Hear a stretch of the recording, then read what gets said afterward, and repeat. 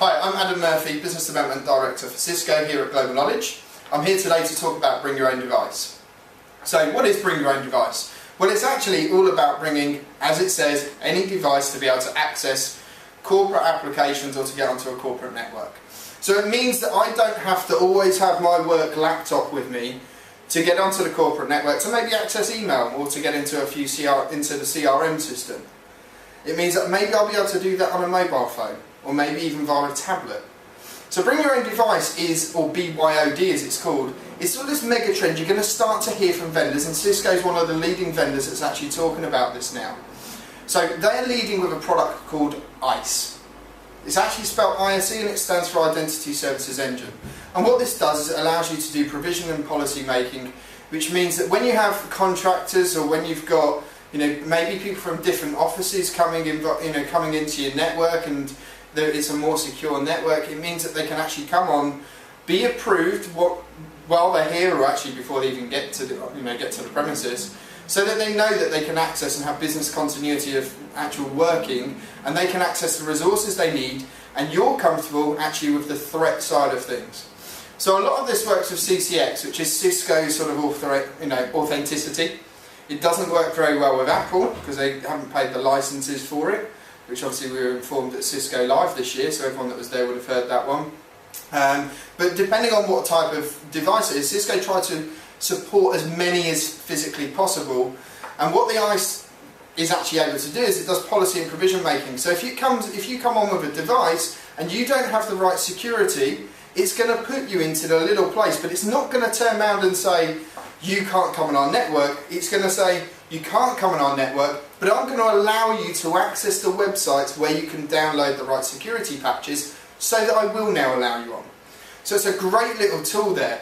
But what we're actually finding about BYOD is it's not just being led with technology.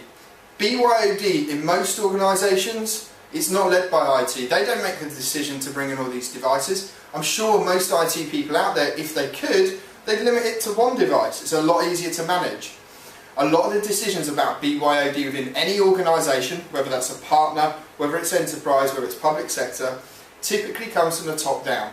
It could be that the managing director's just got a new tablet, whether that be an iPad or a Google Nexus 7, and what they're able to do is they come into IT and say, look, I have this, I want to be able to use it at work for work purposes. I don't just want to play Angry Birds anymore, I actually want to make this device actually have a purpose rather than just for games and reading books. So what the IT department have to do is they have to make sure that it can access the right devices, but it's still, they're still able to remote wipe it.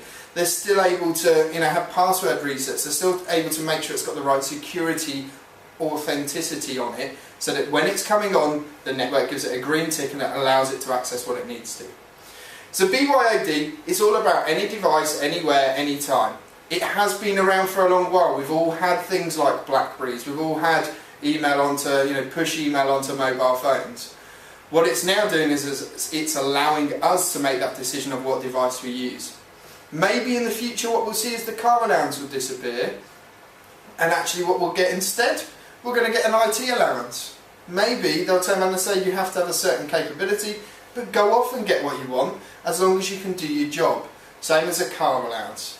Here's the money for the car, go off as long as it gets you from A to B or meets other corporate guidelines, then it works. So is BYOD going to work, and is it going to be around for a long time? Well, actually, when you look at the device, tablets, mobile phones, smartphones, laptops, and how that's evolving, I don't think we're ever going to move away. Once you embrace it, it's going to be nigh on impossible to reel back from it. So you have to make a careful decision as to, is it suitable for our organisation, from both a data and security aspect, as well as just a general working for IT.